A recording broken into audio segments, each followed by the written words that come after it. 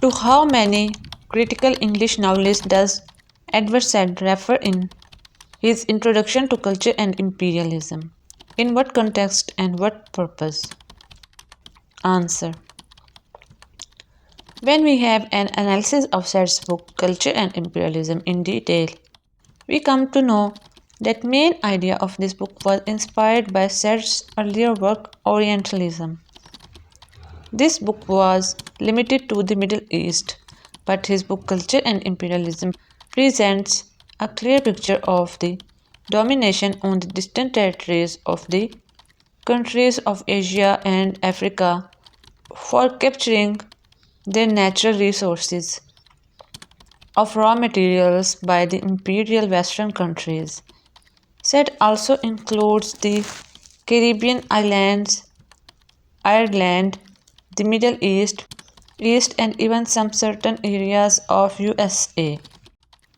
It is also worthy to note here that Said does not draw his subject matter from European writings on Africa, India, Far East, Australia, and the Caribbean islands. The writings of these European writers were based on rhetorical figures like the mysterious East, the Indians, Africa, or Irish mind, and further, they depicted violation, torture to death, punishment of flogging the primitive barbaric people for civilizing them. They also asserted in their writings that such punishments were being required when they misbehaved or became rebellious.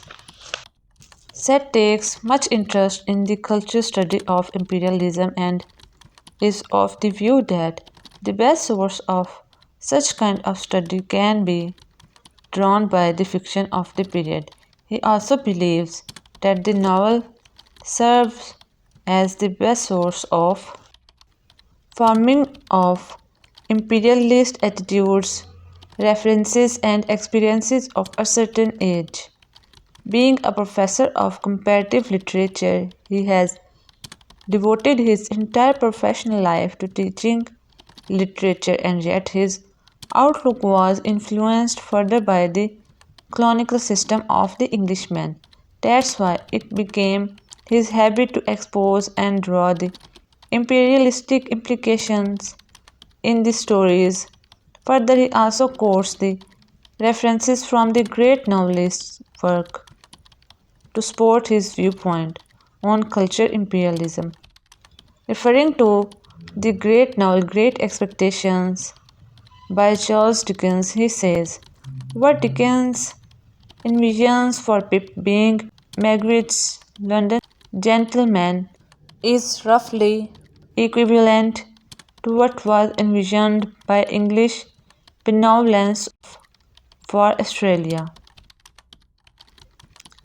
As it is known that Said always writes in organizing the resistance against imperialism, so his genius tallies to Conrad's genius, who also writes on the imperialistic exploitation of the basic rights of Africans by the Englishmen.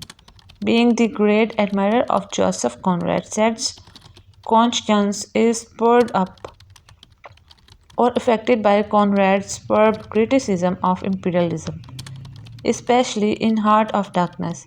In this novel, Conrad openly and clearly exposes the fringed claim of civilizing the barbaric, uncivilized people of Congo in Africa. Kurtz, who was a British administrator, was sent to Congo to prepare a report on the unspeakable rights, customs, and behaviors of the savages of Congo, and took suitable steps or measures to eliminate these rights. But what Kurtz did there was absolutely contrary to our expectations, because an imperialistic effect got the better hold of his noble intentions and he turned into a beast by looting, exploiting, and snatching their basic rights. He became a cruel collector of ivory and started robbing the wealth of the natives of Congo. In short, we can say that this novel is absolutely and rightly regarded as the severest indictment of imperialism.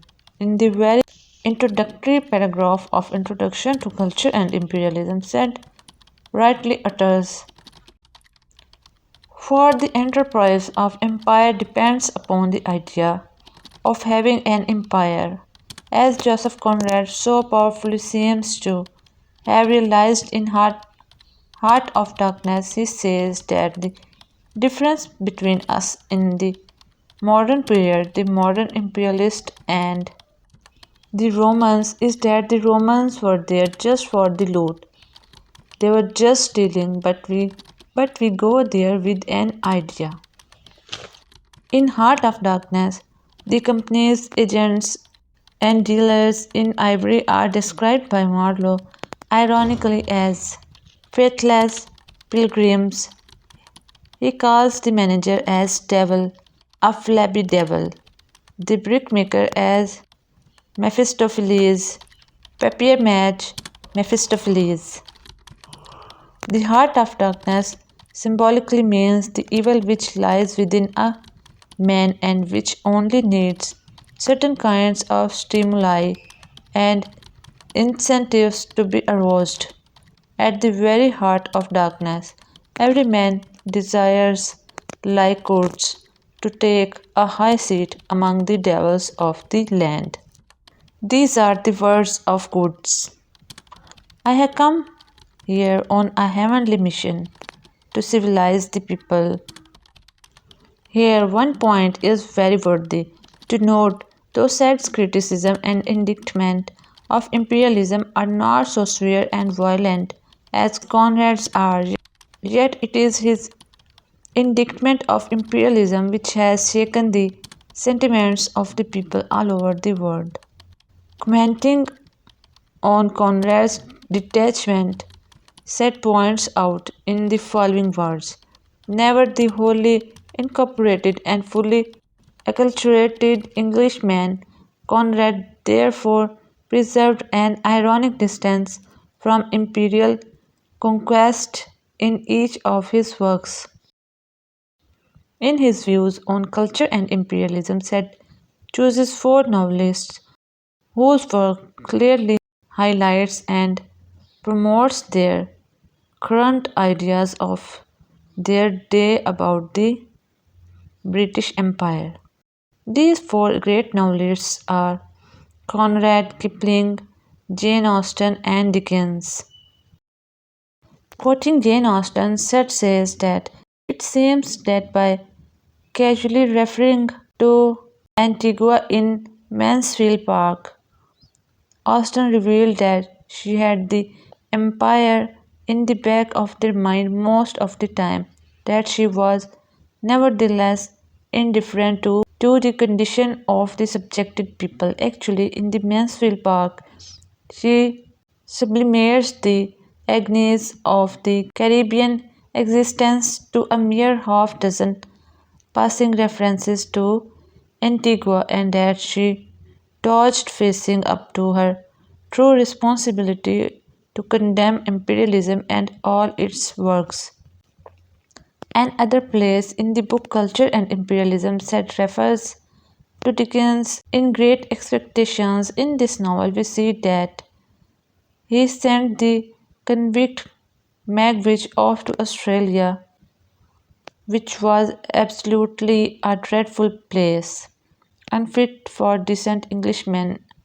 It showed that Dickens intentionally knew that he was a despised colonial lad.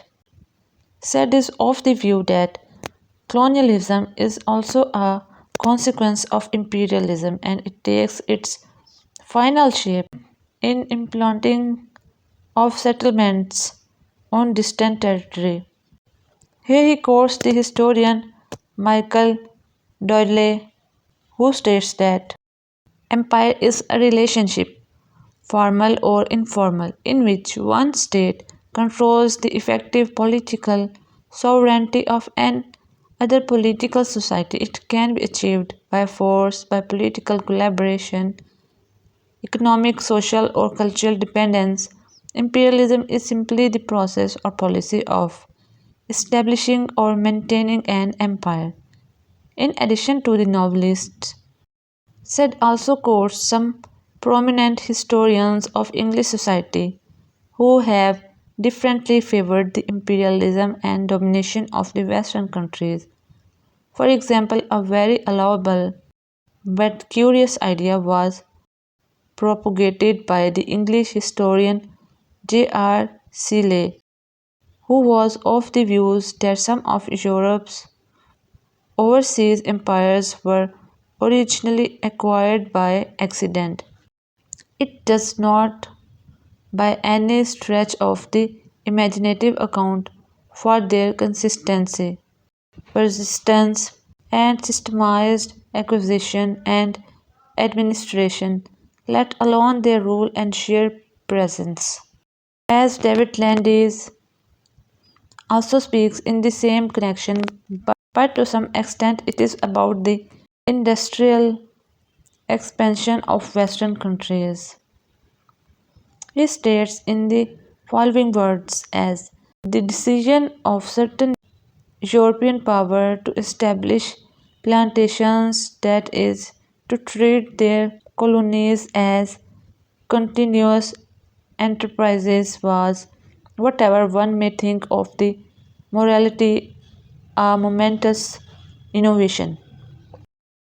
In the mid of 19th century, though the era of imperialism came to an end because France and Britain gave up their strong possessions after World War II, yet that era had an identity. For example, Eric Hobsbawm talked about the later part of the 19th century. He utters as though the age of empire clearly had an identity all of its own, and historians talk about it roughly from 1878, though World War II. The meaning of the imperial past is not totally contained within it, but has entered the reality of hundreds of millions of people. Its existence as shared memory in the highly conflicted texture of culture, identity, memory, and policy still exercises tremendous force. Talking about the flattering notion of the French and the British that they were going to improve and civilize the barbaric people of backward regions. Franz Fanon, an other historian, openly exposes the real cruel nature of exploitation of the imperialists of the Western countries in the following words. Colonialism and imperialism have not paid their dues when they withdraw their flags and their police forces from our territories. For countries, the foreign colonists have behaved in the underdeveloped world like nothing more than criminals.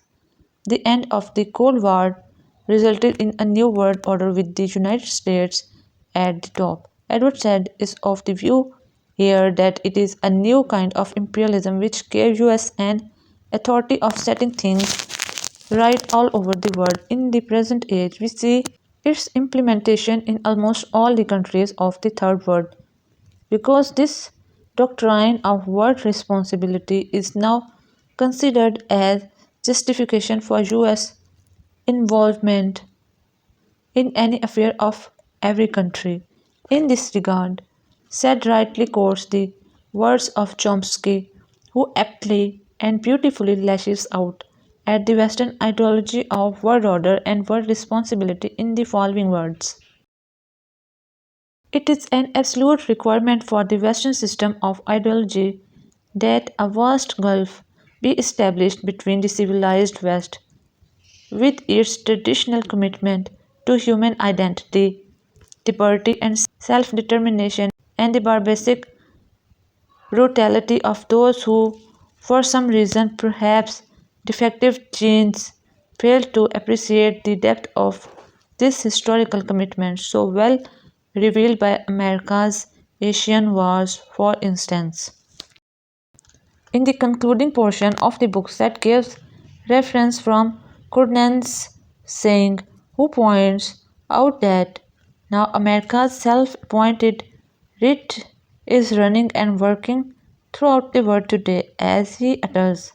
America loved to think that whatever it wanted was just what the human race wanted.